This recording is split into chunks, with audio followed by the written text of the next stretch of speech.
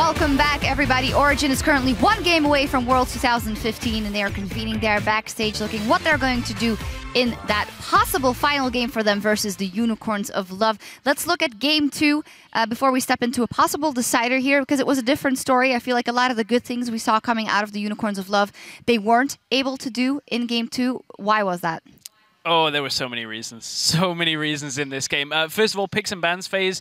It was another one where I actually felt like Unicorns on the first rotation did okay. I like that they gave away Braum to pick up Victor. I thought that was a very good matchup for the mid lane. However, from there it kind of gets a little bit loopy. The Kog'Maw gets picked up on the other side, and we were expecting the Corki to go over.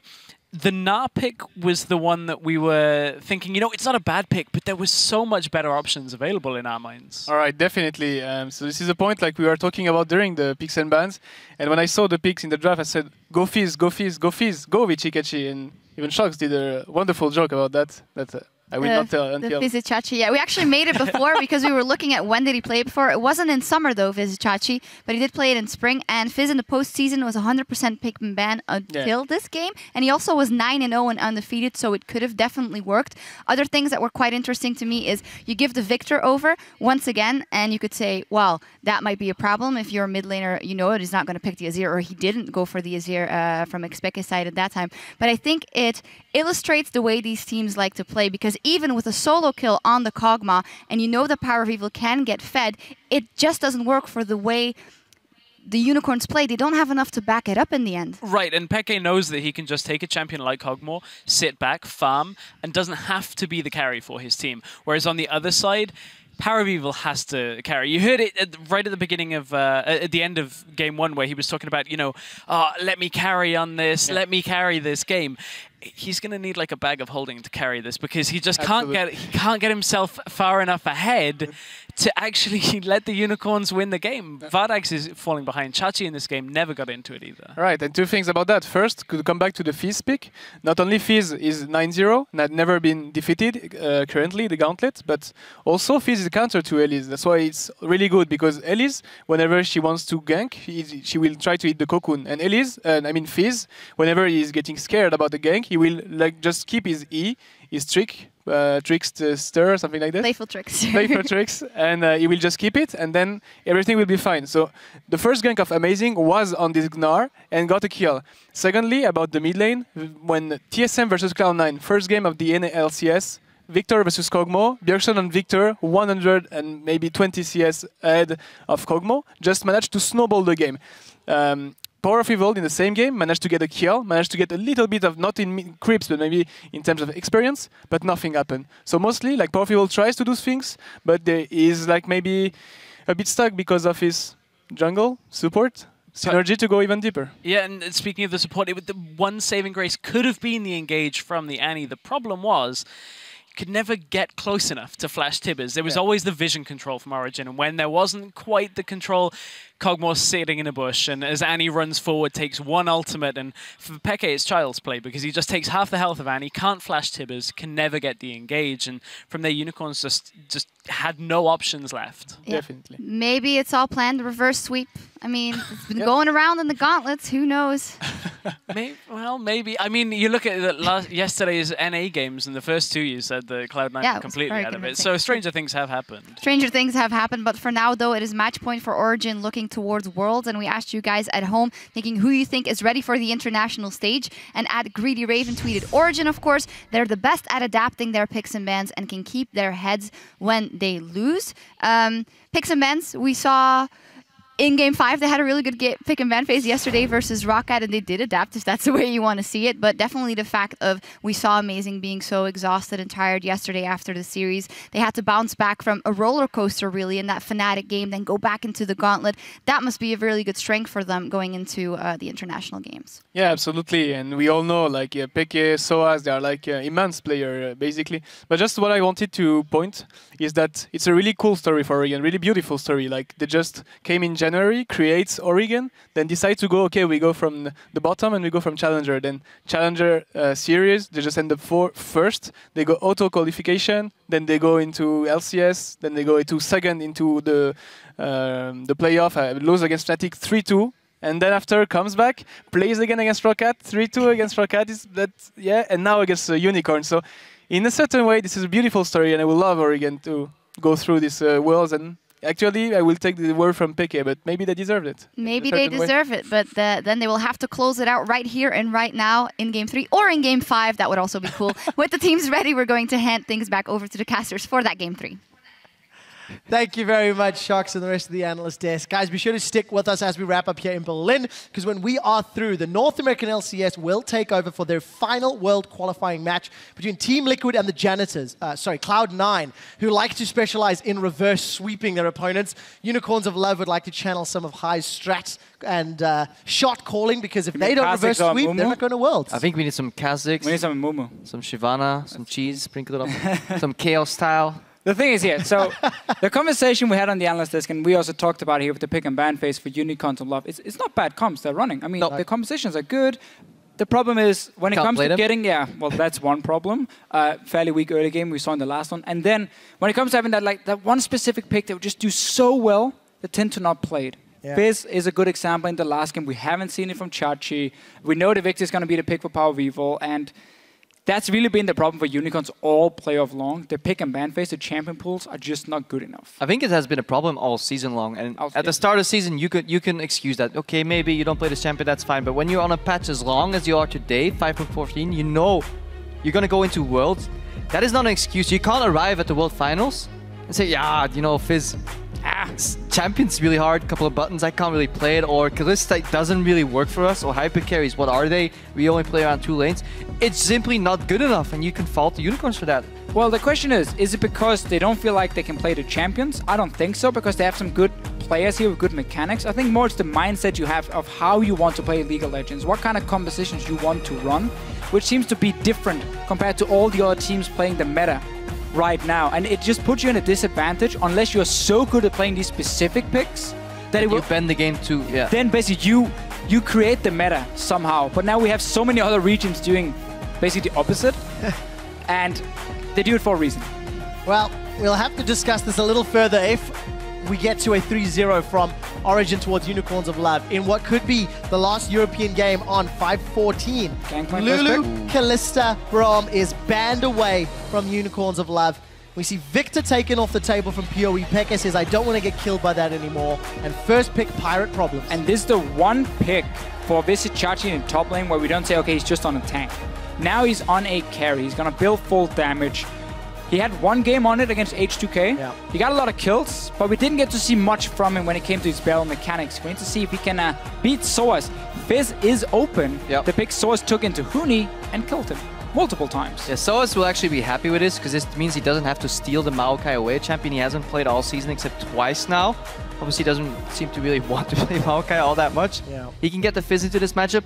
Not only that, right now, Vardax is pressured again. He lost his Elise, his Corki is gone too. He has to go into Tristana, and that means the Unicorns will have to start catering around him. They can do that. They now have a global ultimate to support him when he goes for these all-ins. They have an aggressive support. Hildesang is a fantastic trash player if he can get the picks. That means Unicorns of Love will need to orient themselves around bot lane and top lane at the same time and see if they can make that work. And we could clearly see how Origen were baiting out this gangplank. Right, they knew. Braum came in as the last ban for Unicorn, so Origen had to decide, okay, we know they're going to first play the gangplank if we leave it open. Do we want to ban it? No, instead take away Victor because it has been a good pick for Power Vivo. We should still expect that Fizz to come in, and you can even save now your mid lane pick for Pekka if you want him to have a counter matchup. You can flex the Fizz. You can flex it as well. We have seen him play it in mid lane as well. Yeah, Pekka has got his hands on that once before for Origen. Adapting is something that we actually heard from the tweets as well as we've seen in the best of 5 against Rocket that helped them win the series. There is that Fizz that we're expecting. What else do they add in? So the top lane or support? I would have gone with Alistair, but I can understand if Origen wants more hard engage than taking Annie. Yeah, because looking at what Unicorns have so far, Gangplank is no engage. He's not going to run at your enemy team, but he can set up barrels really effectively to protect his back line. Tristana obviously sitting back there, hypercarry with the long range. So Origen probably respecting the fact that Unicorns could start running a poke comp. We have seen it time and time again for Power Vivo. He likes to play these scaling poke champions in the mid lane. Pekka even stole away one of his picks in the last game. So Origen, I feel like this support pick is basically saying, we can see what you're building towards, and we're just going to stop it already. Yeah, we're going to stop it right now. You know, we're not even going to let you go for it. We'll see whether or not Origen... Why is English so hard, man? I know, one day we will cast in Danish, please. Yeah, maybe. Yeah, okay, hold on. Reset. So, Mythy, Annie, Engage, as well as the Flex Fizz. Origen had a very poor tower dive in the previous game. It could have been punished more. It could have been more problematic, but it was not. We are going to see Azir for the first time from Power of Evil, as well as Horror going back to Lee Sin, the champion that he played throughout the quarterfinals, throughout his Week 9 games. So he did say he could carry on Azir and Victor. Well, he said he had a backpack. Yeah, sure. And they could jump into it and he will take care of the rest. It's not that big at the moment.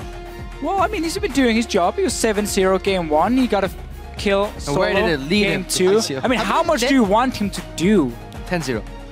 Well, regardless of that, it wasn't enough to help the team, and he's going to be playing against his, let's dare say, one signature champion, Varus. Okay, so we get a little bit of everything from Origen. Yep. We have the split pushing component in the Fizz. We have the long-range poke from both FLICKR and Nils, and then Mythy, because again, they were looking a little bit towards this very backline heavy composition from Unicorns. They wanted some engage, so we get a little bit of everything. And then Varus is the counter pick to Azir. A little bit of everything except tanks. We have one almost tanky champion in Elise in this game, which means a lot of brawling, a lot of fighting, a lot of picks coming out. One could even call it chaos. I know there's a certain analyst out there that really likes this style come out. We could just see Soaz though devolve into the style. Yeah. Soaz can just go Trinity Force tank, but obviously again he is split pushing. So not by definition super tanky. Exactly. It's not a Maokai. Not a Maokai. By any means. Not like the two previous games, but for Origen, they also have an explosive team composition that wants to get the damage down and look to engage. These team fights can be over in like 5 seconds, basically. Oh, yes. There's so much damage on both sides. Cannot wait. Ducky and Sheepy leaving the farmyard of the middle of the stage for what could be the last time of 2015. For Origen, this regional qualifier has exposed a lot of weaknesses. Yes, that's the weaknesses hand signal. But it's also shown how good they can be. Side lane manipulation, pick and ban adaptation, you know, depth of character down against Roccat in what could be the last game of the year. And Origen smashed him in 24 minutes. Now let's see if Unicorns can dig deep. Can they avoid another 0-3 sweep? It's the Unicorns of Love taking on Origen in the final game of our regional qualifier. Really interested to see if Origen want to take normal lanes or opting for a swap here. Strategically speaking, they are by a large margin the better lane swapping team, so they could bend the game to their will. In my opinion, with that, Unicorns have shown that they've just not been adapting the greatest. They've got maybe the first 5 minutes down, but then they haven't played enough games correctly to get through that later on. And the thing about that top lane matchup, Soaz wants to get his level 6 before he really wants to start going all in against the Gangplank, and that's where the problem is for the good old Gangplank. You used to be able to just max your oranges and be like, haha, I'm just going to heal through everything and out-sustain. You don't do that anymore, so you are open for all-ins from a Fizz, and it's very easy to land a fish onto you. And then in the bot lane, obviously the first couple of autos are still in favor of Annie Corki. If it comes to a trade, Tristana really gets that damage advantage once she gets to 4 stacks on that E, potentially jump in for amplification, but you need full control of jungle vision for that, and that is something Unicorns of Love haven't really had this entire series. And I want to see if Origen now sticks to the same kind of lane swaps we saw against Roccat, where it's a lot of focus on getting Soaz as quickly as possible into the wave together with the AD carry and support, so you fast push down that tower 5-10 seconds ahead of the other team. And one thing you need to notice then is Nils as an AD carry, he doesn't go in and start last hitting only, he starts constantly shoving the wave from level 1. So he gets that fast push going, where other AD carries, they sit back, they wait for the last hit, and then they fall behind 5-10 seconds, which can be key for Origen later on in the swap. And it does look like Origen is going to try and do this. They did not opt for the deep wards initially, they just know Unicorns of Love didn't step into our jungle, it's likely that they're going for traditional lanes. Let's invade here, and they're really going to mess up this duo jungle, especially these barrels set up ready on that blue buff, but all that preparation will go to waste. Mythy can solo zone them out of this jungle. He knows that the smite's been used right now because of the ghost. Almost stole that too. But yeah, this means at least 2 camps on this side, 3 on top, so 5 camps for the dual jungle from Origen, that's fine. Very big advantage. Bit of a greedy start we have seen before from Unicorns of Love as well. I mean, if you have a champion where you want to set up some barrels beforehand, do it on your strong side. Do it where you know your dual lane is already, so you guarantee they can get that fast clear, because it does set them behind. And I keep highlighting it. Look how Nils is constantly just shoving the wave. He's pushing in because he wants Soaz now to join as fast as possible. And the time, Unicorns of Love are far away from this tower. So suddenly, 10-15 seconds will be in favor of Origen. That's enough to decide what's going to happen next in the swap and give Soaz a big advantage when he gets some extra minions as well. Yeah, let's see if Soaz does stick around for that minion wave in local gold. The one benefit that Unicorns have, Tristan is very, very good at killing towers, as is Gangplank's passive.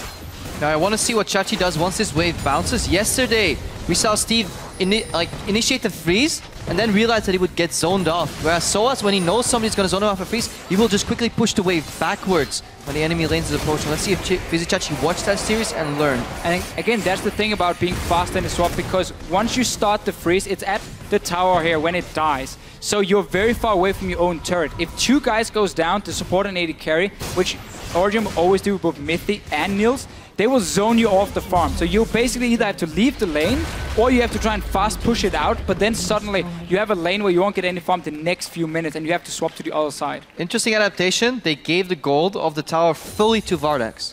So it's the first time I see Unicorns of Love play on their hyper carry. Disagree, because it should have gone to Gangplank in my opinion, because he's the champion that needs it, probably just to get it over the pickaxe threshold. Yeah. He has a bit of an advantageous matchup now into Corki. That's the problem for him. When you have to then rush down the tower, you don't get enough for the pickaxe, you just get a second door in his blade. Corki, of course, doesn't really care, because going for the Phage first anyway is just get a longsword, and it's fine, you get some combat stats building towards the Trinity Force, so he can be okay sharing it with Soaz. Orin knows Horus behind, so Mythy will have to likely flash out of here. No more knockup from that QE combo from Azir. That's a flash from Mythy. Soaz is in a little bit of trouble. I take that back because he's got Amazing's help with Vardax. They've got the teleport from Chachi as well. Cancel. And a defensive repel. You have to send 2 guys up here when you want to push out this wave, because Origen will always have backup ready for Soaz. They value him getting so much farm in the swap. Chachi had to TP up, so it's not worst case for him. But Summoner's being blown from Vardax. In the mid lane as well, though. Pekka used both. Amazing, of course, used Flash in the gang. Yeah, Origen pinpointing the weakness here. Going for Vardax, who was on his own trying to clear that wave. Obviously, very easy to predict it too, because Tristana auto pushes on her own. And now the problem for Chachi is you have a wave that's going to push towards Soaz as well, so you will have to overextend. Amazing can return to the top side if he wants to and force Chachi away. And then make sure Soaz gets that advantage that is so key in these swaps, especially when you have a matchup where the Fizz at level 6 can all in on the Gangplank again and again and again. And look at where Horo is going. He's going to the bottom side of the map when his top side needs help. There's no communication here. It is much more important for him to assist Vizichachi in getting experience in farm. There is no way in hell that Vardax and Hylissang are going to die 2v2 against that wave that is pushing in. Especially since Niels is down in items. Look, he's even basing. So Horo is going all the way from base to the bottom side of the map to get Krugs. He's now walking into an empty lane almost. So he's wasting so much time on his own, and Unicorns of Love really need his assistance.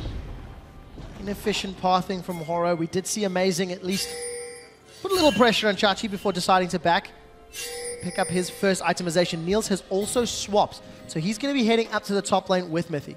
Because you can see down the bottom lane, the Tristana, as we mentioned a few times, will automatically push the wave. So the Fizz can now recall and catch another big wave on the bot side. Chachi, on the other hand, is going to have to deal with both Corki and Annie. Once he wants to farm, it's probably going to be shoved into his wave, but it also opens up Mythy to start roaming around the map. And Hylissang is doing exactly the same. So we get these lane swaps that just keep going on, where they keep swapping around. So the support suddenly will no longer sit in a lane. They will fall behind an experience. But if they can assist in a kill in the mid lane or in the jungle, it is definitely worth it. And that is why Corki has been such a stale meta pick overall. Amazing gets hooked here, but there's no backup just yet. Actually, Horo goes in. That's an early ignite as well. Power of Evil's come to respond. There was no flash. Emperor's Divide goes backwards. First blood picked up by Horo's Lee Sin. Alive, plenty of backup here. Soaz is looking to assassinate Vardax though, 1v1. Let's find out. No Chum the Waters or ignite from Soaz. He's halfway to level 6, so still some time before he can look to go all in for the kill. While all that's going on, Niels is pushing the wave into Vizichachi up top as well. So very good move here from Unicorns, also knowing they had to push in the mid lane, so it's very easy for Azir to move in, provide some backup. Now Horo is going to find Pekka. He is. Or is he finding Horo? Corruption does not connect. It's the most missed skill shot in League of Legends, I'm sure. But there is going to be some tower damage onto that middle turret as Pekka, no summoners, still gets pressured. That was a horrible ulti from Pekka. As we get back to the game, Unicorns of Love have got themselves a kill, have got themselves a tower, and despite some of the mistakes on the map, they are now grouped up in the middle lane. They want to find FLICKR. There's no flash. Oh, he missed it. But the cannon barrage is burning. Here comes Horo. The resonating strike picks up the kill. He's 2-0 on the blind monk. I love what Hylissang did initially. Put him next to a wall, eliminate one dodge angle, but he shot his hook a little bit too late, allowing FLICKR to step out. Tricky. Good sidestep from FLICKR, but doesn't matter when Horo's Lee Sin is on point. And Unicorn's really playing around this mid lane because FLICKR had to use both summoners in that early trade we saw. Powerweevil had to push so he could jump for the first kill, and then now second one here again. We got Gangplank ulti coming down, slowing him. It's such an easy setup. Really like how they're trying to set up Powerweevil again to be a carry and trying to shut down FLICKR. Unicorns pushed up top lane day base, and if there's any team that knows how to learn from getting punished from buying too many tiers, it is probably the Unicorns themselves. So they've been in the same boat for many games, so they do know the little power drop you go through before you buy, or when you buy that tier. Eventually you get that power spike, but FLICKR is stuck on wave clear duty right now. He is still even on CS though, so in terms of farming and itemization, he's still okay. Just need to see if the Unicorns can snowball this pressure on the map, get deep vision, make more picks. There's something that we've touched on elsewhere throughout the series, and this time never more evident. A lack of tanks on both sides. Yes, you're going to see Lee's get a little tanky, but you got Warrior Enchant Lee Sin as well. And Horo set up with Hylissang. No flash for Hylissang. Mithy is sitting down the bottom half of the map and trying to get some XP. Yeah. There's a full level behind Hylissang right now, so he's trying to catch up. So he goes down to the bottom. As long as Vardex can farm, he should be okay. Still a way down to Corki, especially in that Triforce versus iEdge matchup. We've seen a lot more focus on Hylissang though when it comes to enabling the roam together with Horo. These two guys have been part of the kills early on, doing such a good job setting Origen behind, and this has been during the regular season before we came into playoff. The way to shut down Origen's early game was by shutting down Amazing and Mithy. Outplayed him in the early stages with your support jungler, get the map control from it. So far it's been working okay for Unicorns. The one concern is still the fact that Soul's been getting so much farm, but there's a massive wave being picked up by Chachi. It means Origen can set up something on the bottom lane, because this Gangplank, he does not want to leave this lane at this point. As was roaming through the jungle, there's some deep vision there. You can see that big wave by Chachi will help balance out the 30 CS down that our Gangplank Pirate has against Soas. But look at the middle. It's once again another giant party. Let's find out who's got who. Hylissang's caught out, gets a two-man defensive play. The piercing arrow hits from downtown. Kill credit to Mithy. And this is something we've seen before from Unicorns. You can't do all these things at once. You can't freeze your top lane when Soas is roaming mid to put pressure and then still try to invade on the right side of the map. You can't do that because Origen will punish you. They just simply have more members in this area. And at the cost of that play will be half the middle tower, if not full. Also just fun to see. Oh, Fish connecting. It's going to be a zoning Fish. Got him out. But we really get to see as well the power of like an any Elise combo. If you get the jump onto the other team, stun into Cocoon, the amount of burst damage they had, and then FLICKR just shooting the last arrow to make sure they got the kill. Very important for Origen to start bouncing back in that little matchup, a little fight between Amazing Mithy and of course Hylissang and Horo. And this is maybe the 4th time somebody's been spotted by this ward in Tribush. And if you really want to play around your bot lane, you need to bring a pink ward or avoid that spot. It's the easiest place to ward, and Horo has been spotted out continuously over time the last 3 minutes. Now it's been swept, but that ward was 30 seconds from expiring, so very inefficient sweeping and communication again. And Unicorns are too obvious in their pathing, and it allows Origen to just punish them. And now once again, big wave top going towards Soas. FLICKR knows, okay, nobody's going to be on the top side of the map, so they can only be in the bottom side because nobody's obviously going to show up here with the massive wave. So a lot of fights again around this dragon. While nobody seems to care about the dragon because again, it will slow down the game. It's about getting the kills right now. It's about getting that lane advantage. And both supports still roaming around. Yeah, but Hylissang's got access to the box. Mithy does not have access to Tibbers. Level 6 versus level 4 still. And you know, yesterday when Roccat picked Azir, Origen used a very quick tower knockdown strategy to gain an advantage in the early game to punish the weaker wave clear early from Azir. They haven't had the same opportunity despite that previous group in the middle. I would love to see that pink ward they have in the tri-bush up top be moved into the bush in the river from Origen because they have had full control of top side, and that would make it so easy to set up these plays here. Looks like Horo's going to bring it to Origen, though. They're going in at least. Shum the waters. Vizichachi's going to get caught, stunned up by Mithy. You don't need Tibbers. The Lantern comes out, but the damage over time from the Trident and Ignite gets Origen their second kill. I absolutely love this play from Mithy, moving into the brush when you know the lane's freezing. Are they going to come and gank, bring more members? Amazing's there too. So this was all pre-planned, a minute in advance from Origen. And they managed to make it stick, even though Vizichachi ate an orange. Mithy just simply flashes after, stuns him. And Amazing kept Horo busy, and then they predicted what the Unicorns were going to do. They knew what they were going to do before the Unicorns really had it all figured out themselves. And it's just that super annoying situation as a top lane, and when a wave is pushing away from you, you can't just ignore it because you can't fall further behind. You are gangplank, you need Trinity Force, you need Infinity Edge, very expensive items. So you need to show yourself there. And either if you're there alone, you just die to the gank. If your teammates show up, you might even lose the 3v3 because the jump is in favor of Origen. That also gives Mithy a lot of experience, falling so far behind, but then being part of a kill. Now he's level 6. And that's the difference. Hylissang, yes, he's out-leveling Mithy, but that's because Mithy is pathing to the areas where he's needed a lot quicker. Eventually he catches up due to these kills. He's checking Horo right now, Pink Ward goes down. But Hylissang, he was still around mid when Mithy was already positioned in that brush, so yeah, a little quicker on the trigger on the side of Origen. It's going to be how Origen can win this matchup. With the Fizz, with the Annie, to get those combos together. Fan votes at home heavily. About as one-sided as so as a CS at the moment over Chachi. Like, what do you do as a gangplank? You need about what? How much gold do you need? 7,000, 8,000 for Infinity Edge, Trinity Force, and that's only for you to really start becoming super strong. Again, you need even more than later on if you want to be a late game carry. Chachi might have to just go for the Ghost Blade second because he won't get the gold. Or possibly not get the gold to get a BF sword and Infinity Edge after Trinity Force is completed, and that delays the whole late game build, but will at least make him a little bit stronger. And this is the snowball right now.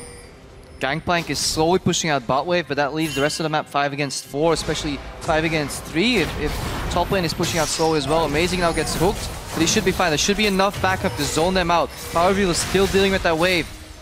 Vizichachi wasn't in position, and whenever Gangplank slowly pushes out and slowly gets that gold, well, he loses more gold for his team when another tower goes down, so when an objective goes down. Origen is punishing pretty hard right here. And then tower goes down, deep wards get into the jungle. The composition from Unicorn, they engage from them is a hook, like we see here from Hylissang, or maybe a flank from Horo. That's how they started. Otherwise, the Varus and the Corgi are going to be so safe in the backline. They can take down the Dragon super easily right here as well. Chachi trying, but once these deep wards come in, this like we talked about in the last game, once you get the flanks warded up against so little hard engage on the side of Unicorns, suddenly the Varus will really kick in and become powerful, and Azir will have a hard time doing anything. It just feels like Unicorns are now being dragged around the map. Vardex is going to be able to at least get the tower up in the top lane, well, he's found Hylissang. With the help of FLICKR. Can't afford to take that path. Good thing that Vardex takes the top tower. Horo stole the red buff, but they're losing too much at the other side of the map. This is like a cross map. Dragon goes down, okay, we go top, but you have to get back in time to not lose the bottom side of your map again, because there's nothing you can take that remains in the top side. Origen's overall taking more than Unicorns can acquire due to the advantageous vision control they've gotten in the jungle. And now there's 2 Trinity Forces. There's Distortion, Moby Boots for Mithy. Manimmune's been picked up by FLICKR. He's actually sitting on 1,700 gold, so he's going to get some armor penetration in a few seconds. Origen were already looking good. Now they've just hit a nice spike in itemization that's going to allow them to do even more to Unicorns. And the way Origen have been playing out around towers has been so low risk. There's so little Unicorns can do to punish them. It's not tower diving them this time around. No, it's just always have that numbers advantage or read where Unicorns are setting their members, and then you just slowly push down the tower. No real threat on you. Now this is the point of the game though where you can stop the bleeding. Unicorns are only 1.5k gold behind. They're going in for a blue steal here. I'm sure you like that, Martin, overall. But if they can stop the bleeding and they can even out the gold, they're still in this game. They have triple damage composition. If they don't die. Oh, amazing. If they don't die, let's see who's going to be in trouble. Soaz has found Horo. Dragon's Rage will not be enough to save him, and Amazing gets out. So yes, they get the blue steal, but they lose their jungler in the process. The tower makes it worthwhile. Blue steal is always worth it, Trevor. Yes, it is. Hylissang gets the play on Mithy. Tibbers comes out. I think there was no stun charge. Mithy's going to be in trouble. Vardex wants to go aggressive. His pick is now in trouble. There is a flash for FLICKR, and he's got home guard boots on. I think those are. I don't know with Distortion earlier. Regardless, Niels pushing up in the top lane as it looks like Unicorns of Love stick around middle. At this point here, if you are the Unicorns and you're getting so close to taking the kills, you just got to all in for them because you need something. You're losing your side lane. Source is going to join in, and Hylissang, there's a trap. It is a trap. The flash goes nowhere. He goes to the Grom. Hilly tries to escape, but he won't get away from Chum the Waters. The Narwhal, Killer Whale rather, gets the kill credit. Here comes Power of Evil. He's got the help of Horo. Defensive flash of Mythia. This is getting messy. Cannon Barrage comes down from Vizichachi. Becca's nowhere close. Hold him in place. Big crit there from Vizichachi. And here comes Power of Evil from the river. Playful Trickster's out. Niels, he goes aggressive, but he eats a powder kick. He gets one. Manages to stay alive a few seconds longer. Soaz now looking for more. Emperor's Divide trades it back. Unicorns have got themselves 2 kills on the back foot as Becca gets struck down. Commanding Sands comes out from Power of Evil. And they're going to turn. It's not done yet. Soaz still going to take him on a chase. The man that died to start it all is the man that will not connect the death sentence. He will find the flay, however. Pulls Horo in. Can the kill get donated to Vardags? No. Horo says he wants it. Not gonna risk it though. Soaz suddenly jumping over the wall or something, killing Vardags. But such a good fight from Unicorns of Love. Managed to chase away the ulti from Vizichachi as well. At first, Origen is in control. And they're reading this. Buys enough time with this maneuver. Look at it. Tension goes down. Anti-stun goes down. Amazing uses Q. Now Horo's full HP. Power Reveal comes in, is not challenged. Niels makes the right decision here, going, but look at where Xpeke is, and look where Vardags is flanking. Yeah, because Vardags on his way, he's gonna cut off Peke, and then the ulti from Chachi is great. Niels realizing he's not gonna be able to escape, just wants to kill. But with Power Reveal still being here and so healthy. But why is OG fighting then? That's the problem, this is miscommunication. Niels is saying, I will go suicide 1 for 1, but OG, they decide to take that fight, and then they donate 2 more kills, and that is the biggest difference. They can't afford to misinterpret these fights and cause decisions because that was a big mistake by them. And props to Unicorns, they really capitalized on that play. They really capitalized on the greed and had to even out the game. Yeah, take a lead in the overall gold for the game as we hit 20 minutes. We saw how Unicorns struggle when they have a gold deficit at 20. They've got I-Edge, they've got Triforce, a bunch of kills on their carries. And you know, Cripper, you said in the pregame, Chaos style was a thing, and it seems to be coming back in what could be Unicorn's last game. Not touching that one. That was a joke. Chaos style is not a thing. I'm just taunting. That's going to be your talk. I'm not part of it. Yeah, I'm really taunting Monte Cristo here. I don't think it's the right style to, but it works. Chaos style is the best in the world. Back to actual analysis. Show.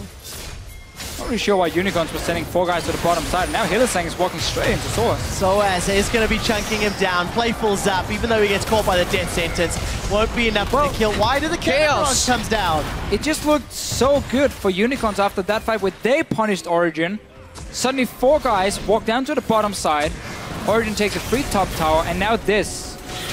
Free kill for Origen. They still have poke. It's very, very strong. With 20 minutes in, the Corki is in the power spike. The Var is at the same time. You're just going to push down this mid lane. Barrel mechanics, barrel mechanics. Someone's going to get hit, and it does chunk Niels for about 30% of his hit points. But Origen are going to rely on the poke from Peke and not overcommits. The fact that Origen did manage to get a tier 2 tower in the top lane is big for them because it just gives them a little bit extra gold. It is so hard to snowball and get remaining towers before the enemy teams even them out. Now we're 4 towers to 3. Kills are pretty even. Fight for blue buff. Spec is helping. Game is pretty close, but the Unicorns, they really need to start thinking ahead more. That one play was good because it happened slowly. I mean, everybody could see what was going to happen. Unicorns were finally on the same page, but they kind of stopped talking. They're like, okay guys, we aced them. Now we can win the game, and then they just really don't know what to do next. It's more difficult with all outer towers down. You have to go quite deep into enemy territory to get any more of those objectives. Origen will at least get their second dragon completely uncontested. Deep vision. Not the greatest, but there is a few wards from Origen inside Unicorn's jungle. That's right into it. Very cheeky recall position. Well, here's the thing, and again, it's boring to always keep mentioning division and so on, but it's not boring, Deficio. I like it. You like it, fine. But for Unicorns of Love, in order for them to really execute this composition properly and get the fights onto this poke composition, they need those deep wards here, because you gotta be able to set up the flank with your Lee Sin. You can't just rely on Hillesang walking forward, land one hook and say, guys, that's a fight, let's go. Because that's too easy for Origen to play around. And therefore, once you get a kill, once you get one kill, or Origen makes one mistake, you gotta capitalize, not necessarily by taking a tower, but by getting into their jungle, get the wards down, and then use them the next few minutes to your advantage. It's setting up 3 minutes before something even happens. Problem is, we've not seen that from Unicorns actually most of the year. As a team, the joke around Chaos Steel thrived when it came to these slightly messy games, and they took advantage of the mess and the misplays to get their advantage. Only advantage in not predicting or planning what you do is that your opponent can't do it either. If you don't know what you're going to do next, How will Origen ever predict it? Well, let's take your towers. Yes. Yeah, you can run around the jungle all you want. Warrior, I give up. Chaos style's bad.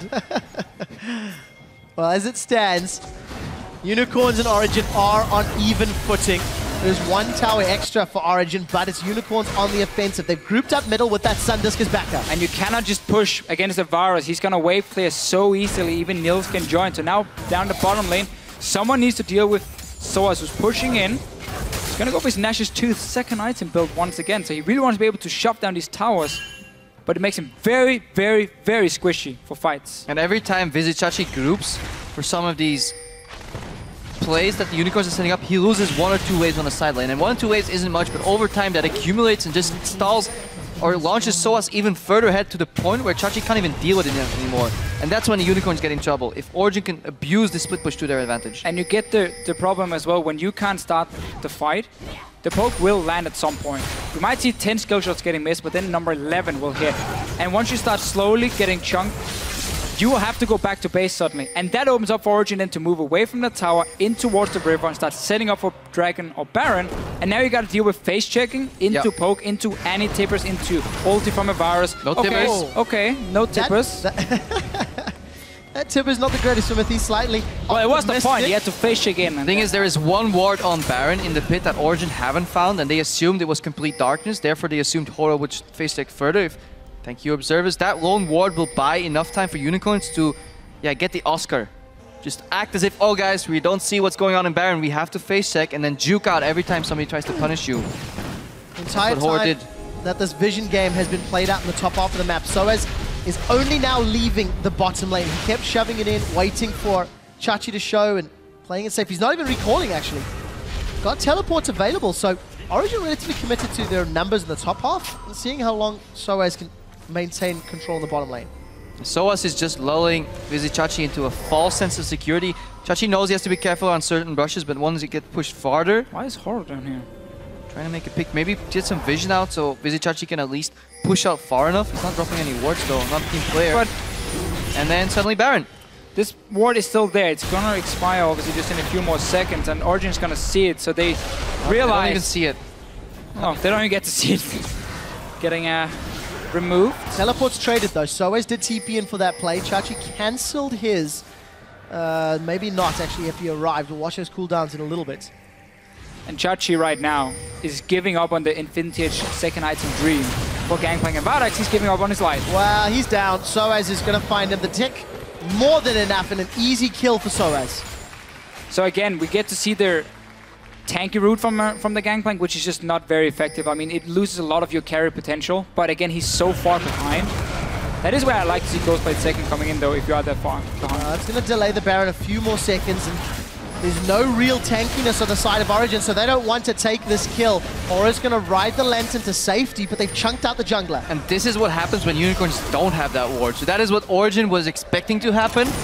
Obviously, they made a mistake and didn't quite clear out that Baron area enough. They took enough damage, though, from Gangplank, AoE ulti, and a couple of Barons to stop that in the process. So Origen will now have to back up and rebuild that entire vision. So it's a slow process. It involves Soaz pushing bot, then moving out, clearing the vision, then deep warding, and then punishing. But they can keep doing it because, again, there's no reaction from Unicorns. There's 0 wards behind them. There's no risk of a flank. Chachi will never be able to stand 1 versus 1 against the Fizz. So that means Origen will keep having that control on the map until Unicorns pulls out a very, very risky engage. But at this time, you almost just have to do it because you can't wait for Origen to take over the map. But Origen, if they keep doing it but inefficiently and they screw it up a couple times, that allows Unicorns to scale, and that's what Unicorns are hoping for. This is exactly what I believe Origen did in the series against Rocket. A couple of deep wards every time just to stall the Baron long enough for their composition to come online, especially in game 1 against Rocket. To see if the Unicorns have watched that, to learn from that. If Origen have perfected their Baron baits, but you can't afford to leave a ward in the pit. That is like Baron 101. Yeah, but right now, there is a little bit more time for Unicorns because there's no TP for Soaz. He used it before, so he can't really show himself on the bottom side. That makes it a lot easier for Unicorns to set up that potential engage. They gotta land the hook though, or the Q from Horo and start the fight. Here's the engage. Talisman of Ascension comes out. Flash tippers onto Hylissang. They're going to focus the support. They've got themselves 1 kill. They invested a fair amount for that, but Chum the Waters is still up. He's going to connect onto Horo. Horo's not going to carry it further though. Piercing arrow comes out. He's going to flash over the wall, or ward hop rather. I'm going to see some barrel mechanics to clear the wave. So Hylissang is down. Origen peel back. They've got vision superiority around Baron, and they're going to force the face check. Cannon Barrage is up for Chachi. How are UOL going to respond? Baron below 50%. They're going to be maybe in time. No, they're not. They're too late. Baron is secured by Origen at 28 minutes. Chain of Corruption goes way wide. Power of Evil claims what I believe was a Mythy stun. Chachi's going to be chunked out. Plus the Missile Barrage. Now Vardax is the next target. He's going to get slowed by that hail of arrows, and Origen decide to back away, not overcommitting. So Origen gets the engage because once again they're in the dark. They pop everything they have. Unicorn's not in a position where they can get onto the backlines. They have to run away, gives up a kill. Then we just see Origen go straight back to Baron. Would love to see that Chachi also being placed just around the entire pit. Yep. Knowing that, okay, we can't get in there in time, get them as low as possible, so for the fight after, we might be able to take them down. Origen had room to kite around, and we saw how low Source was. Good decision making around that ultimate. Neil stepped into the pit. Origen says, okay, we're in time, or can't reach us. Vardax almost got the reset. I think if he managed to just not jump the full distance, he could have maybe turned around and killed Soaz quicker. Soaz did fail to hop into wall though, so obviously can't expect that to come out. Could have been ugly for Origen, but good decisive shot calling around Baron is what they've shown in multiple games so far in the series. Took a long while for them to perfect that Baron bait, but eventually they did get it. Yeah, that's the thing, they get rewarded. We're still only 29 minutes into the game. They are ahead in gold to 3,000 at this point. But they've been betting around that Baron for such a long time because Unicorns doesn't seem to have any plays to make. They're not setting themselves up in a position where they can make a play. So they're relying now on the outplay. They're basically relying on Origen to make a mistake. We need someone to overextend, get hooked by Hylissang, and they can pull him in and they can start the fight, or Horo to kick someone back. But again, that requires Origen to make that mistake. And that shows in the scores as well. Hylissang is often desperately looking for these hooks, overstepping. Finds one on amazing now, no follow-up. Cannon Barrage does come in though. Defensive flash, Ignite is ticking, and Amazing will survive. But very nearly losing their jungler. That Sundis from Azir is going to stall out some of this Baron time. Origen have the lead. Origen have one more foot in the World Championship. But they need to break through the inhibitor base, and it's Soaz pushing top that wants to do it. And that was the kind of hooks you can get before the team start setting up these wards here on the flank, because there was nothing really in the jungle to spot Hylissang. So very nice hook from him, but just not enough to get the kill. And now Origen will get the map control once again. You can see the wards. They're going on Soaz though. Soaz may be able to turn this one around. The barrels come out. He's going to trade 1-for-1 most likely. The kill is secured by Chachi's gangplank. But here come the rest of Origen. And the Unicorns are split. Tibbers stuns Vardax. Niels is going to flash over the barrel. He's got an explosive charge in his head, but it won't kill him. Nimithi managed to get a kill onto Vardax as well. 3 members of the Unicorns are down. Make that 4 in fact. Power of Evil is going to do the best he can to defend, but it's 1-on-4 with Baron minions on the way to the tower. Origen may be able to break open the base at 31 minutes thanks to Soaz's split push. Talisman of Ascension is coming out and the cocoon doesn't connect. But the objectives are secured, and for Origen, they now have super minions as well. Origen finally take that inhibitor rather. Power of Evil couldn't get his soldiers in place because Origen as a unit stormed at him. You may take one of us down, but you'll die in the process. Inhib tower falls. Inhib falls 2. Finally an opening. OG made a bit of an overreach there. Soaz did get caught. Cost a flash. But then Unicorns, they need to back off. They walked forward into that lane, not expecting Origen just simply to rotate, aggressively shut them down. Let's see it again. Hylissang goes in with Chachi. They want to just see if we get one kill, we can force the rest of Origen back into base. But Source gets a kill for himself and kites around a little bit. So now you can see the rest of the Origen teams are coming in, and by now Chachi and Vardax just have to try and run away, and Horo even trying to do his best to stop them from dying, but ends up just being even more people going down. Well played by Origen, punishing Unicorns. Not really planning. They want Source again though. This could be smart. But at what cost? Look at this. Soaz is going in a Power of Evil. Emperor's Divide actually may delay this. Unicorns are committing. Look at Origen. They're pushing through the middle lane with Niels. Soaz is down, but Niels will get some damage on this tower. Amazing is going to try and stop the recalls, but I think he's too late. So Niels on the mid lane tower with the rest of Origen now. If they take it down, the kill was not worth it for Unicorns, but they have to try something. Look behind, the teleport comes in. This could be a decent fight, but Chachi is alone very early. He is alone, he's gonna go down 3v1. Chachi's trying to get away, puts a barrel down, but it simply will not matter. And in the background, Amazing's even able to get a kill onto Bardags. Horo's gone low. It's completely coming apart at the seams. Origen have got 6,000 gold, more than their opponents. They are gonna get another inhibitor. And the flight from Expaco Airlines that Amazing and Niels want to board to Worlds is going to be booked soon. Origen just have to focus the Nexus. You see though again, Unicorns trying to get the engage. Chachi teeping in behind. He got that Infinity Edge second, so at least he got some gold for himself. Does means he's very squishy. He's not the guy you want to flank, but they have to try. I mean, they got that kill on the Fizz in the bottom lane, and when you fall this far behind, desperation might be your best bet. You have to go for those splits, just didn't quite connect. Maybe if they all bought home guards and rushed out of the base quick enough, could have been it. I think they committed too much on a kill on Soaz. They really didn't believe in Power of Evil cancelling that Soaz Q with ulti. They all pathed around the same way, then forced Vizzy Chachi to use his ultimate. Imagine if Chachi didn't use Cannon Barrage on that bot lane, he could use it mid. Suddenly we had a whole different, not a whole different game, but a whole different 2 minutes of the game. That could have been enough. Good flying TP, but could have saved an inhibitor. Coulda, woulda, shoulda. Yeah. Back to Baron now, and Horo placed the ward on the other side of the Baron. So he doesn't have the same one as before, and I do believe Origen now have learned the lesson, because against Rocket yesterday, the same kind of ward was in the way. And now they should bring a pink or a sweeper. It's when you respect your opponents enough that you think, they'll never ward the pit, right? Who does that these days? Because we'll sweep it. They'll ward outside of the pit.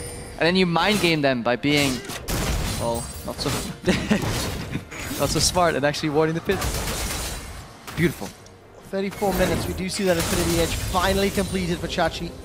But it might be too little and it might be too late. We haven't really touched on it too much, but due to the abundance of vision control, Origen are sitting quite comfortably on 3 dragons to none.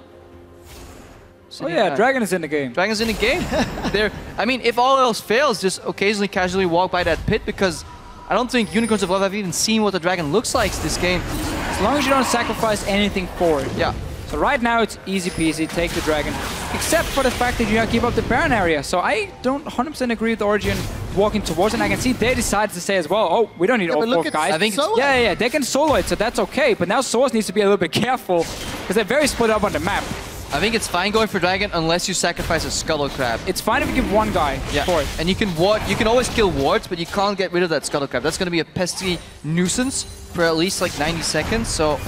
And as they're doing now again, just keep Amazing on his own, because the other guys is enough of a threat to force Unicorns away from it. But it does give Unicorns an opening to get plenty of wards in the Baron pit at least. But insurance claim for Origen, you know, if all else fails, 5 dragons, and we can still board a Airlines Worlds. Are they starting Baron? Yeah, they're 2-manning Baron. That boarding pass is basically being written for Origen. The number 3 seed from Europe. Soaz walked the super minions in. Soaz is pulling attention. This is again the same play, but it's Dragon number 4. It's Baron for Origen. Soaz is still alive. He hops over the wall. The soldiers come through, and it gets the kill. But with Baron on 4 members of Origen, with only 1 Nexus turret remaining, Origen just have to get over that final hurdle. This is the kind of game where you start hating Soaz really when you play against him, because he can be so annoying when he's dancing around in your base, he's constantly split pushing, and it can just feel like so good to walk down and kill him. Just 4 guys, you know, get that kill, you know anyway the Baron is lost, at least get something. Reminds me of Chow Mei or Chow Mei Rengar in World League.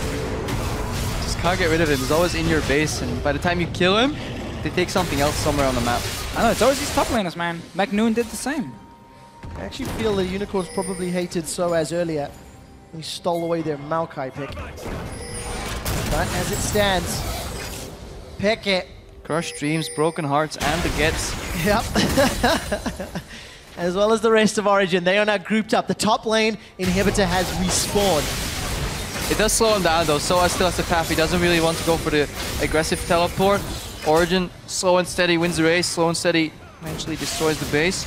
Worst case, they fail this push and then they go back to Baron and they get Dragon. Aspect. And they get the 5 dragons. Yeah, 5 dragons. I mean, finished in style. If you're going to Worlds, make it pretty. 5 dragons, Baron. We need Elixir of Iron on all fabulous. 5 members.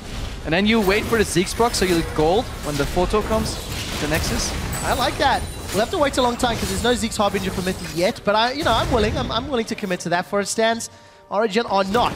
Soaz has pulled up a big minion wave to face Chachi in the bottom lane, and Hedesang looks for a Hail Mary hook, and it does not connect. Origen continue to poke away. There's 3 members in the bottom half of the map. That means the top inhibitor surely is going to fall. Neil's not running the risk of going too close, and Power of Evil still zoning for a while. That Baron-empowered cannon minion is doing a lot of work. Oron needs to be behind the Origen team here, otherwise he cannot do anything, and there's no way to stop them from just pushing in further and further. You gotta go for that all-in engage. And he baited us. He managed to get the Chain of Corruption though, did not connect. Amazing repelled up as well. But with that time waster, Soaz has pushed half of the inhibitor's HP down in the bottom lane. Now Origen are playing inside the base of the Unicorns of Love. Unicorns of Love being set up for an excruciating defeat. If you want to go down, this is not the way. Slowly torn apart, slowly spread through thin. We're likely going to see a panic engage of some sorts come out. They're ready to pull the trigger. 2 inhibs down, third one going down, and right now they want Soaz. They definitely do. Chum the Waters has been used from Soaz, so he can't channel it. The inhibitor's standing though. They've killed Vardax just off screen. Niels has got himself a second as FLICKR secures the 3rd inhibitor in the base. Super minions will be pouring through, and for Origen, 3 inhibitors down, looking for 3-0 to take down the Unicorns of Love. The European regional 3rd place seed is about to be finalized. The 2nd best team in Europe, Origen, pushing Fnatic all the way, getting pushed by Roccat, obliterate Unicorns of Love, and book their tickets to Paris.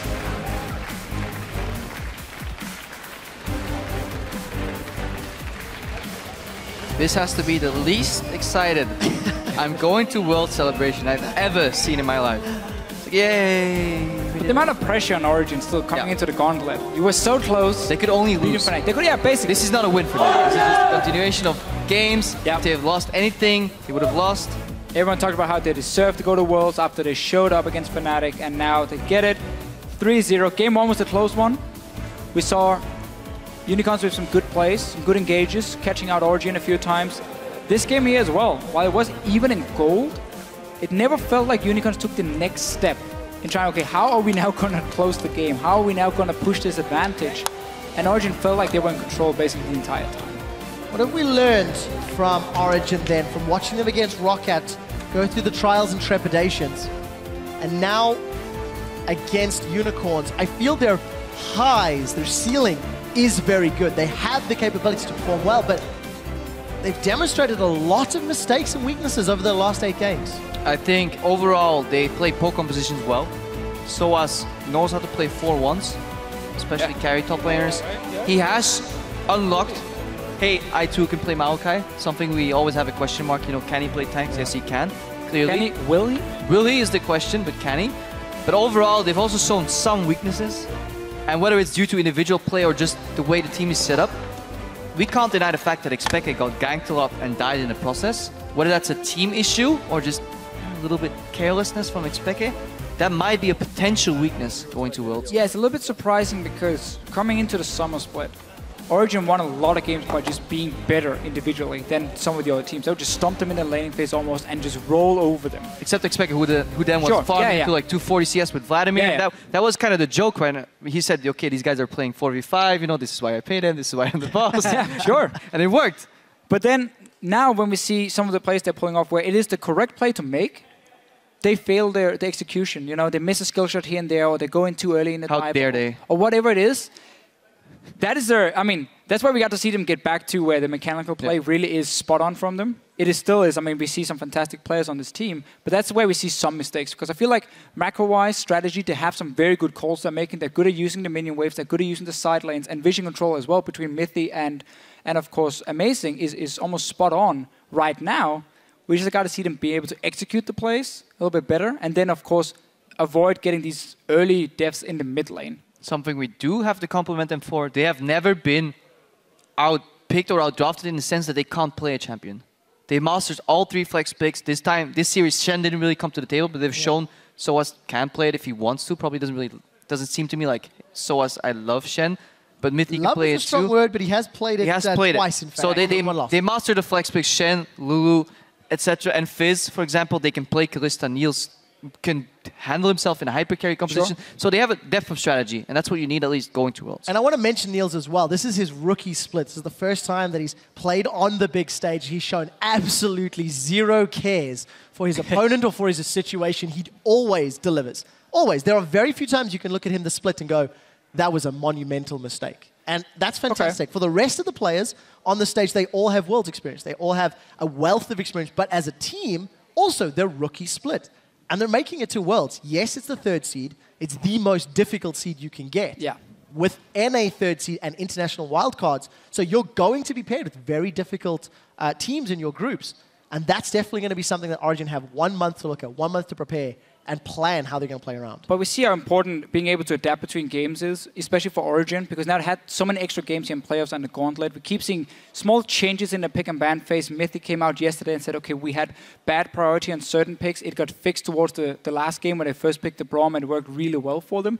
And now we see them have answers to everything Unicorns are doing in this series. Oh, Victor, let's run poke against it. Oh, Azir, okay, we can just pick poke again. Fun enough against it. You want to run Gangplank? Fizz is ready to counter the Gangplank and so on. They had answers ready here, and we get to see like Hermit and Ducky, the two guys working behind the coach and the analyst, really show that they can adapt as well with the team. Well, they definitely can, and because of their ability to adapt and run the European Gauntlet, Origen will be the 3rd seed from Europe. Let's head to the analyst desk and talk to our newest World Championship contender.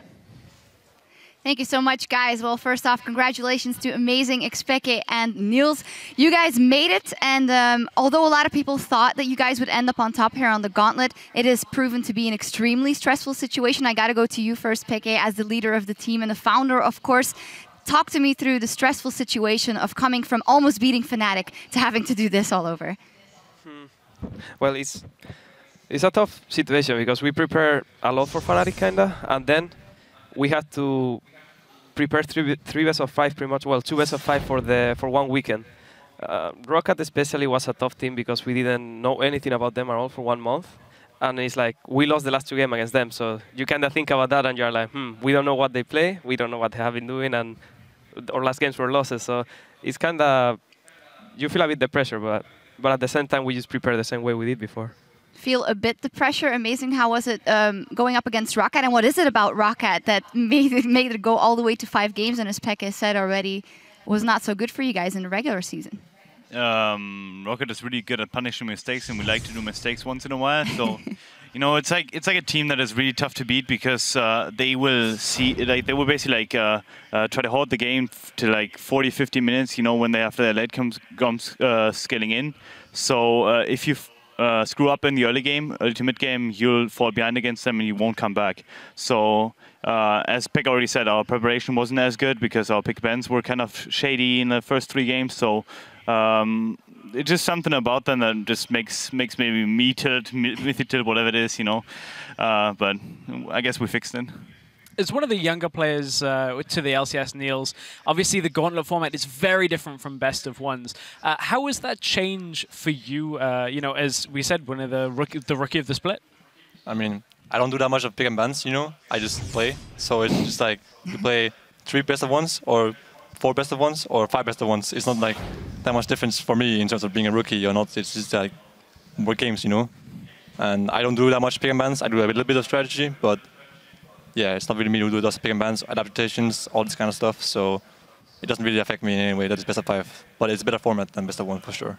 What about in the games then? Because especially that game versus Fnatic where you guys came back from like an 8K gold deficit, it was your Tristana and you're jumping in that got that game back in your favor. Do you feel that you have evolved a lot from the solo queue player that you were, or are you just kind of doing the same things with a good team behind you? I mean, I have improved from being a solo queue player to being a team player, you know. You need to have trust in your team to know that Lulu has your backup, you know. Peke has my back when I'm playing Tristana with Lulu, so I know that he has my back, and if I jump in, I'll be ulted by him, you know. So by having him, my team behind me, and I trust them, I can use that with my own like judgment to carry the game. When you have this kind of comp, hyper carry with a Lulu, is super good.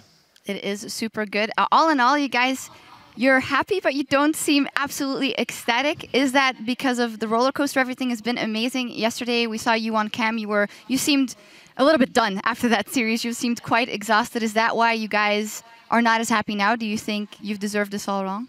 I don't really think so. Like what happened yesterday is just like the series was so tough for us to actually win it. You know, like to be fair, Rocket played like a hell of a series. So afterwards, I was just like really emotional about it.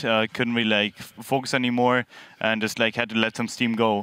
Now it's just like we made it towards as third seed. It was more like a work win. You know, like we had to do it. You know, because Unicorns of Love are not the strongest team in the world right now. So it's just like another step on the way. So I guess that's why we're not exploding. We didn't beat Fnatic, which was like the big thing he wanted to accomplish, but we're content with where we are. Well, you certainly are in a good spot being in Worlds, but you guys were speaking to our video team in Pekka. You said that you felt you deserved to be top 3. You deserved to be there for Worlds. Looking at a tough series against Rocket yesterday, obviously today's series a lot easier with a 3-0. Do you still stand by those words? Well, yeah, pretty much. Like it's like I said yesterday, I was thinking about it, and at first, during the LCS, even though we were top 2 in the regular league, I was like, yeah, we haven't played playoffs yet. We might not do so good on playoffs. We might play worse on best of 5. So I couldn't really say that we might be at top 3, even if we were at the 2nd place. But then when we played playoffs against H2K, even now against Unicorns of Love, even against Rocket, even though we had many troubles, we managed to beat them on a best of 5. So we pretty much proved that we can beat any team on the LCS as a Fnatic, but that was really close. So yeah, I think right now we have this level for the whole split and playoffs to be a top 3 team. All right, that means that you guys are looking forward to Worlds, possibly a very tough group, and a lot to think about, a lot to prepare. First off, Peke, are you hoping Azir is out of the meta by the time you guys get to Worlds? Or? No, that's fine. I'm going to play him more. All right. No, on a serious note, though, a lot of time to prepare now and getting to Worlds. I want to get all of your opinions about going into that because, of course, veterans here, amazing who's had an appearance there as well, something to prove. Nils, a brand new kid on the block going to the international stage. How are you working towards that? Amazing. And what do you want to prove? What do I want to prove? That I guess I want to prove that we, as Origen, are a really strong team and can be contender like on a world-class level. And that's something we've been working towards for the whole season. So nothing really changes, to be fair. Okay. What was the question again? I was out. Working towards Worlds as the veteran that you are, what do you specifically want to prove there? I don't know. I would just like to play a lot, pretty much. It's going to be hard because we might get like a death group. We can pretty much get a really, really hard group. But still, I would like to work really hard individually and as a team to just show that we have the level to be there. Even if we lose because we play like the best teams in the world, still so that we can put a fight against them and don't let them go away with a free win against us, pretty much. Nils, finally. For me personally, it's always been like, you just want to go, and if you win, it's really, really nice. But if you lose, it's like, whatever, it doesn't really matter, you know, like, sure, we go win our groups, but, I mean, we lost in groups and we didn't go further, but it doesn't really matter. But if we win, it's really nice, you know, so it's like, happy if you win, if you don't win, it's unlucky. The glass is half full. If it's half empty, it doesn't matter. You're not thirsty. Not thirsty at all. Are you guys thirsty to match any particular team at Worlds? Your ticket's booked, other teams are booked. Amazing. Who are you looking forward to, or who do you want to play against at Worlds? No, I can't do that. You know, like if I'm the dark horse that beats him again, you know, out of groups, I mean, basically like force him into like some kind of first Korean team. You know, I don't want to be that team. So I rather want to face like. Let's see, who's there? I think CLG. Maybe avenge my boys from TSM a bit, you know, just like beat them up for him and hope for the best. Anyone else have a preference? No, nothing really, because we're going to face tough opponents for sure. Like, I don't have like him. I wouldn't mind playing TSM. I would actually like to play TSM because I didn't play them for so long. I don't remember if 2 or 3 years now. It was really a long time since I last faced them, so it would be good to play against them, maybe. Nils, anything preference or just? I don't really care. A win is a win. Playing. I'll just go there and play, and if winning against someone good, it's really, really nice, you know. Yeah, you're such a positive person. It's fantastic. It's great to see. One more thing while we have you guys here, we awarded a player of the series for this one as well, and it was kind of cheated already because you probably saw it on the teleprompter. But amazing, congratulations. Well, you say what? Especially in the first 2 games. Actually, Nice the way that Niels played in the first game, I think he deserved it because like his Tristana was just like really thick. So thank you for the honor, though. What should I say, dude? Nice Yeah, job. no, no, I think that's good. Well, congratulations, you guys. Player of the Series for amazing, but you guys all stepping up, running the gauntlet, fantastic, and we'll see you at Worlds. Thank you. Thank you. Thank you. All right, now with our 3 European Worlds contenders locked in, let's check in with QuickShot for a look at the competition. Thank you very much, Shocks. First of all, congratulations once again to Origen and all the guys on the analyst desk for participating today. So with the victory today, Origen are the number 3 seed from Europe, joining Fnatic as well as H2K. The 3rd seed from North America will be determined later today. And as you can see, there are still 4 spots to be determined. One of them will be from North America. We've got another international wildcard team to determine, 2 from China and 1 from Korea. So this table will be wrapped up by next week. We'll know all 16 teams. What does the teams mean for the group stage and how will they be determined? Let's take a look at the group draw for the World Championships here in 2015. Teams will be seeded into 3 respective groups. Number 1 seeds from North America, Europe, China, and Korea are in Pool 1. The number 2 seeds from North America, from Europe, as well as the number 2 and 3 seeds from China and Korea, as well as LMS, will be in Pool 2. And then Pool 3 will include the international wildcard teams, as well as the number 3 seeds from North America and Europe. Now, that's a whole lot of seeding stuff. What it boils down to, 1 team from Pool 1, 2 teams from Pool 2, and 1 team from Pool 3 will be drawn into each of the groups. It's important to note that no group will have more than 1 team from the same region. So what does that mean? Let's do some examples, right? Origen, they're the 3rd seed. So they'll be taken from Pool 3. They could be going into Group A rather. They could be joining the likes of TSM from Pool 2. If H2K get drawn, H2K will then jump to Group B because they cannot be in the same group. And then obviously one of the groups from the top of the table, let's assume it's Fnatic, they bounce to C, let's assume they draw CLG, then Amazing gets his wish and he gets to compete against CLG on the world stage. It's still very weird seeing CLG on the world stage. Doublelift on not the analyst desk is something I'm just not familiar with at all, but I wish them all the best. I wish them luck at Worlds. The group draw will be taking place before Worlds commences. Obviously, once we know all 16 teams next week, we will be revealing the specifics of the live group draw show that will take place with the PTL team. So I'm looking forward to it. I'm definitely looking forward to seeing how the cookie crumbles and how the groups shape up and shake out. And I'm especially looking forward to hearing our analysts talk about the groups and how they're going to compete with one another. So now that you get a better idea of how the groups work and how the draw is going to play out, let's head back to the analyst desk to close out the 2015 European Summer Split. Thank you very much, QuickShot. That was very, very informative. A couple of shots fired in there as well. Of course. I think we should talk about the European teams at Worlds, especially now seeing some of the groups. Let's start with Origen. We just saw them playing. We saw a lot of them throughout the playoffs and the entire gauntlet that they have run. We heard them here. Neil saying, okay, if we win, it's good. If we lose, it's whatever. What can they bring to the world stage? Well, they obviously bring a wealth of experience and a good AD carry, something you always need at Worlds, in my opinion. They have depth of strategy. We've talked a little bit about this earlier after the match too.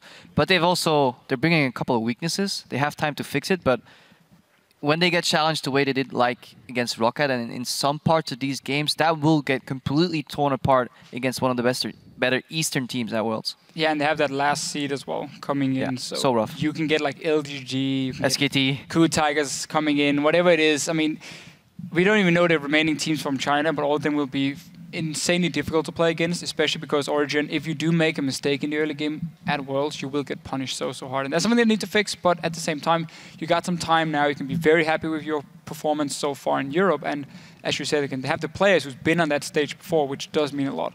Also, they just have been adapting patch to patch pretty well. Worlds will be played on 5.18. We obviously have no clue how that's going to look. It'll be a slightly modified 5.16.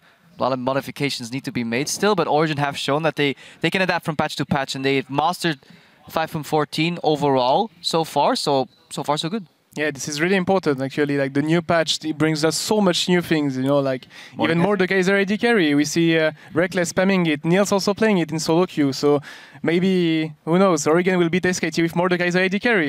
We would live in a world like this. How good would that be? And I think one of the biggest benefits for Origen specifically as a team coming into a new patch is the growth of Soa, as we saw on 5.14. He was quick to pick up the Gangplank, picked it up well. If he can do that with some of the other niche picks, we've got the Juggernauts coming in here. Different style, But if he is that quick to adapt, that could be a strength for Origen compared to some of the other teams. I'm just really, that's a great idea there. You pick Mordekaiser, how do you kill SKT? You just use them against him. You kill FLICKR somehow, 5 guys, then you use FLICKR to kill his teammates. You gotta call Dumbledore and ask how he's gonna do that. And call Dumbledore, get some tips, kill FLICKR, use him against SKT. Don't reveal all the strategies. SKT were maybe watching, you know, now they know. Yeah, okay. Quite interesting though, to that point, Sean, I also heard you talking about how you view soaz as a player, as a fellow Frenchie as well. The fact that, for instance, Gangplank, he masters it, maybe the best in the West, maybe the best in the world, as the Fischio throws around just like that. For sure. And you told us about how you see his growth with champions, that he goes to a plateau really quickly. How will that influence him going into Worlds, which could be a lot of weeks and a lot of different picks coming up? Yeah, definitely. This is really like a talent from soaz. Like whenever he picks a champion, he instantly mains it, I would say. Because whenever back in the day when you were still in CLG, I remember like soaz could play anything, you know, and every time he was like good and really good then. But after, I can sometimes wonder if he practiced a lot of the champion compared to someone that grows slower. Maybe the other guy will like be better than soaz, you know. And in this playoff, it shows up really well because between Rocket and Unicorn is only one day. But then after, in the Worlds, new champion gonna rise. I think about Darius top, for example, it's really strong. But maybe someone that will master him way more will be stronger than soaz. So I have some question, and also to bounce back about XPK champion pool, we'll see a lot of evolution with the new patches. So I'm really curious to see what he has to bring up. I do worry a little bit about how long it took for Origen to perfect the pick and ban phase for them. In the end, they definitely mastered the patch, but we saw a lot of the discussions, a lot of interviews with like Mythi and so on, and some of the players saying, oh, we had the wrong priority, we needed to move Braum further up, we didn't realize how OP he was, it took a long time before they picked up the likes of Azir, and so on.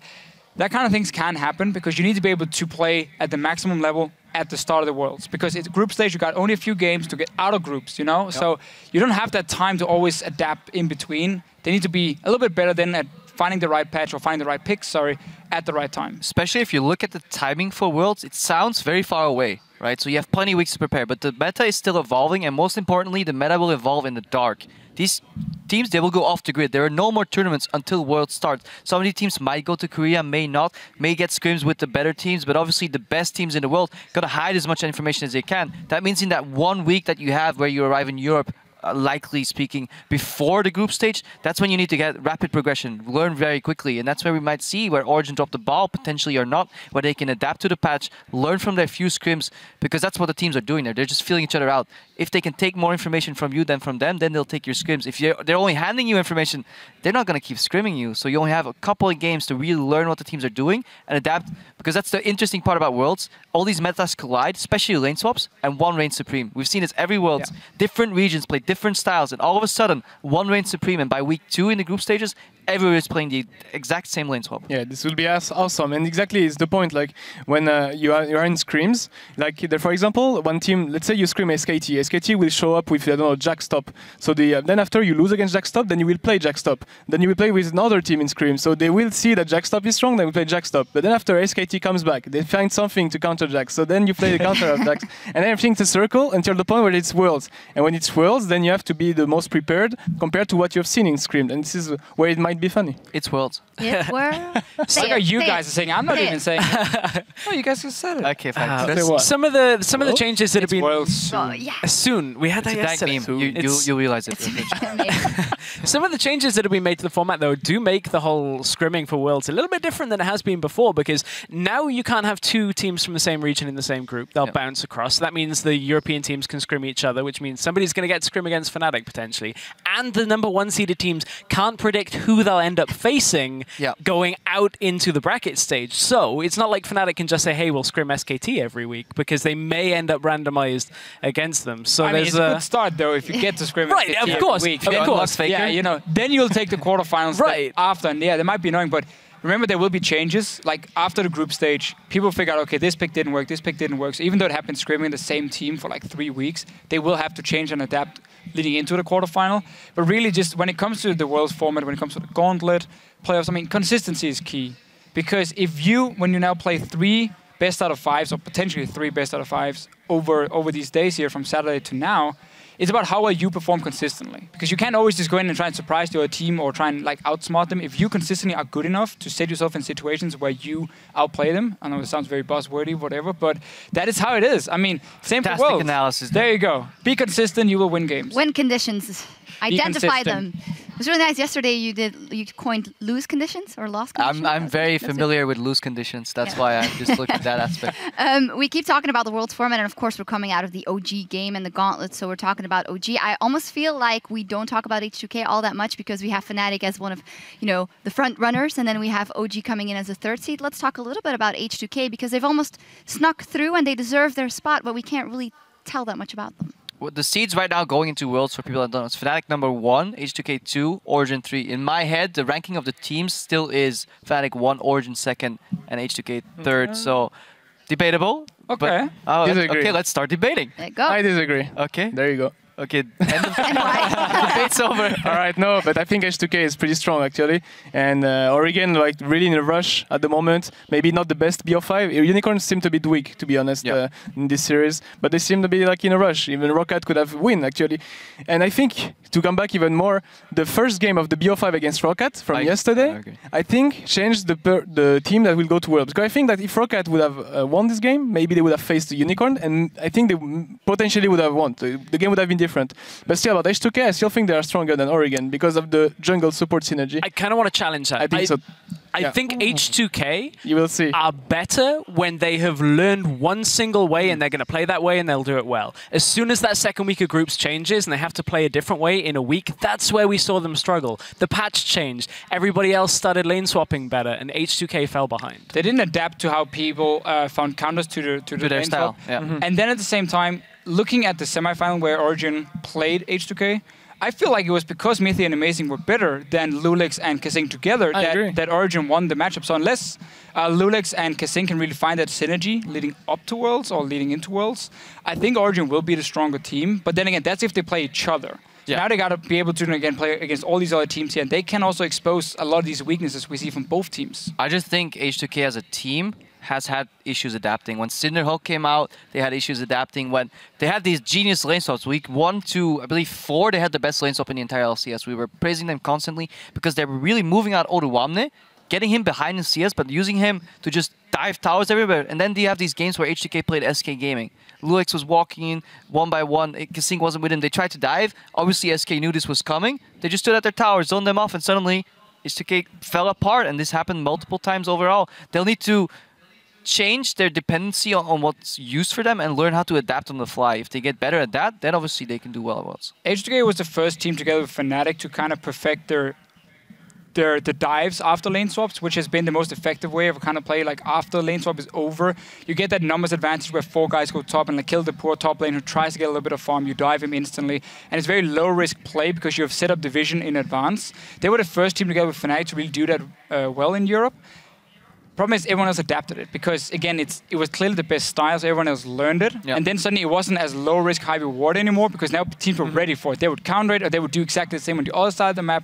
And then suddenly H2K didn't get that advantage. So they got to show now, with a few more weeks, that they can fix some of the synergy problems we have seen between maybe jungle and the rest of the team. And then also when it comes to new lane swap, new picks and bans. A lot of what we're talking about, though, is how H2K have done in Europe. We've never seen them outside, but I don't feel confident that any European team other than Fnatic are going to get out of groups. You look at the problems Origen has, the problems H2K has. You put them up against a number 1 seeded team for any of the other regions.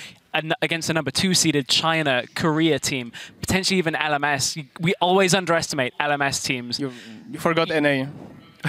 Who? Well, just objective. By the way, we will be moving over to NA after this is wrapped up, but we were done quite early, so that gives us some chance to talk about this. But hey, I didn't mean to bail you out. Keep going. It's fine. All I'm saying, this is a hole that I feel like there is a clear escape from, because I think their weaknesses will get exploited against the second seeded and first seeded teams from other regions. Oh, definitely. So I think H2K overall have shown that they're not the strongest in lanes, and these teams go showing up in Worlds, they will punish you. I just can't wait for the relatively slow and steady 2v2 lane meta in bot lane, whether they're matched top lane or bot lane, to just get destroyed by Chinese bot lanes. That is what I want to see. You want to see EU suffer, or what? I want to see people get kills in lane. Actually, it's true that it has been a bit slow recently in terms of kills. It's always max range. Yeah, kinda. It's like, okay, we don't take any risk. It's most likely about rotations, about movement as a team and things like this. But I think that actually watching China and Korea is totally different. When China groups 5 people at your first red buff, 3 minutes, 30 seconds in the game, and you're not ready for this, you take the tower and give them the red buff. No. I'm just saying it. To be fair, yeah, China starts fighting 5 minutes. It'll be exciting at least to see the styles clash. That is. It will. And I agree. Obviously, China has changed quite a lot. It's no longer the, it's Chinese aggression. That's the only thing there is. No, there are some teams who are fantastic macro play. They're very good at knowing when to set up the right fights and how to start them. And then you add in the fact their individual ability of some of these players. Like mostly junglers. Mostly junglers. I mean, that's a bonus. But you got some star players coming over from Korea. You have some of the Chinese players with mechanics that are just insane. So you have that together with a team who are now very good at setting up objectives and know when to fight. That is so difficult to deal with, and also why China right now is, in my opinion, the most competitive region. And if we look at it, basically, even though we haven't only seen LGG as the qualified team, the 3-4 remaining teams can all be a threat at Worlds if they manage to qualify. Yeah, compare that to Europe, we can't make that same statement over here. We can definitely say Fnatic could do well against these teams, but then even though the first seed could potentially, you could see losing against different Chinese teams overall, and that's why it's going to be very exciting to see how that plays out, whether EDG actually gets to Worlds, even though everybody expected them to be full-on getting in there, but then, they don't expect it. They don't expect it. They came out to say, like, we're very worried about this, this may not happen, so it'll definitely be an interesting end of the playoffs, or whatever it's called, the post-playoffs race. Yeah, the regionals, which actually start Friday for China. Korea start on Wednesday. So it's all this week. So not much that great more at nomenclature. A lot left to be. You are dropping big words, though. That's what I do. Anyway, a lot left to be decided. Very, very interesting discussion and a lot to discuss going into the rest of the season. It's not all over, though, yet here in Europe. The European representatives at Worlds are locked in, but it's time to look towards the bottom of the summer standings and the fight to stay in the LCS. We've got Sean's right here. 2016 Spring Promotion Tournament that takes place next Saturday, September 5th, as SK Gaming and Gambit defend their spots in the LCS against Gamers 2 and Mousesports. All right, well, let's look at that. Sean's, of course, you've been practicing a lot with the team. You have Pinoy coming in there for you guys as well. How's that been going? Really good, really good. Like, so far, Pinoy is doing well. The team is doing really well. They really want to fight for the LCS spot. To be fully honest, like we felt like we could do something in playoff. We could do even something in Gauntlet. You know, like we have been screaming a lot of team in LCS during those past weeks and even before, and we are doing really well. So I think we will come into this match against Mousesports really respecting them. We watched all the games. We know everything from them. But I think like we will be really confident and like just showing up that we can do something, like just keeping our spot for sure, but then to show that in January, okay, the patch will be totally different, but I think that as a synergy, as a team, we can do really great and go really far. I don't think there's any question that Gambit would be heavy favorites for that match. I mean, that's the one we're all looking at saying, okay, Gambit, big favorites, they should be able to requalify. The other match, Gamers 2 versus SK Gaming, that's on paper is tilted toward SK Gaming. But then we don't really know what's been going on and how much they've been practicing. Gamers 2 have, of course, been super try-harding for this. We know how badly they want to get into the LCS. So that one is the tricky one to call. I think Gambit is definitely in their favor. So good for you. I hope so. But I still think, like, just to keep an objective point of view, I still think that LCS team are stronger than a challenger team. You know, for example, even Copenhagen Wolves that ended 10th, I think they could still like compete with the first Dignitas U, for example. You know, like you cannot match them, but there is so much difference. You know, I was player before and as a challenger, and I was LCS. This is totally different in terms of playstyle, mindset of players, the way they approach the game and everything.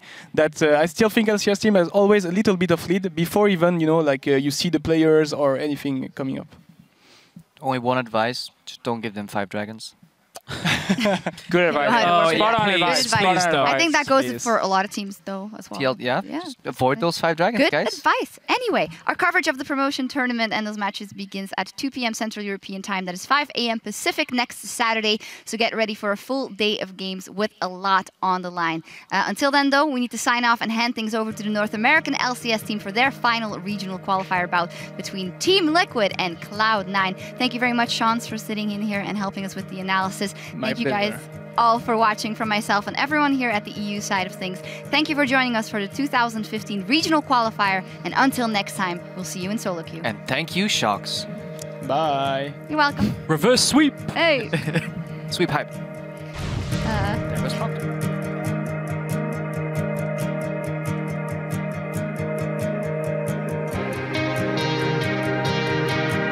Welcome back to the European League Championship Series. Spring Split champions open up summer with a massive victory. Niels jumped on by Lulex. Does he have the damage? Condemned against the wall. Yes, he does. Niels is unstoppable. Holy moly! What did Rio eat for breakfast? Nukta's gonna look for the Quadra. Can he get it? He does! Quadra kill for Nukta. Ladies and gentlemen, Fnatic versus Origen. And this is the game we all wanted. Fnatic put on a fantastic performance. The original fan favorites. They will take down Origen. He gets it! The Bandit steals the Baron! With that loss, the Copenhagen Wolves now find themselves in automatic relegation. I do not think this will be the last we've seen of these 5 players. The SK Gaming has had a lot of troubles finding success so far. He's trying to defend. Bird is the word. Take a look at this. Holy moly. Struggle Mechanics is in the house. A quadra kill just like that for the Oriana. A pentakill for Power of Evil. Diamond though, he's gonna go in for the gang and Three-man setup! I demand a replay of that. Fnatic will become the first team in LCS history to do it. The perfect split, 18-0. Time for the quarterfinals in the European LCS. That's a 3-man war! The Unicorns of Blood are on to the Nexus. Knocking Rocket out of the playoffs. H2K will be advancing to face Origen. Go Origen, go! Origen all split long have been a really, really strong team. H2K get aced. Origen, now they're going to Stockholm in the finals. Reckless is running. He's got the pentakill. He's got the pentakill. Reckless and Fnatic will be heading to the summer finals. Welcome to the European LCS Summer Split Finals.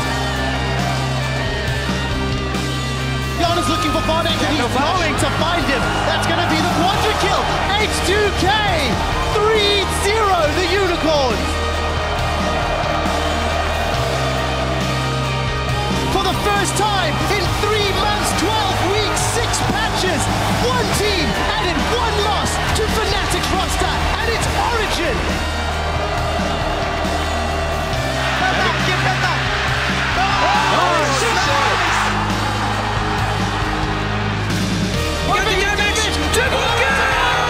Soul's got it!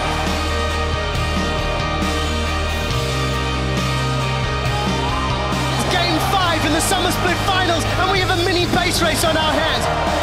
Reckless gets the kill on Peke, and we're going to Worlds. They will represent Europe as the #1 seed. There'll be one more team going to Worlds. The pressure is now on Origen. The final game of our regional qualifier. Mid laners are starting to roam.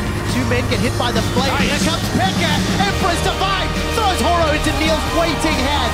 The second best team in Europe. Origen pushing Fnatic all the way. Getting pushed by Rocket. Obliterate Unicorns of Love and book their tickets to Paris. Origen!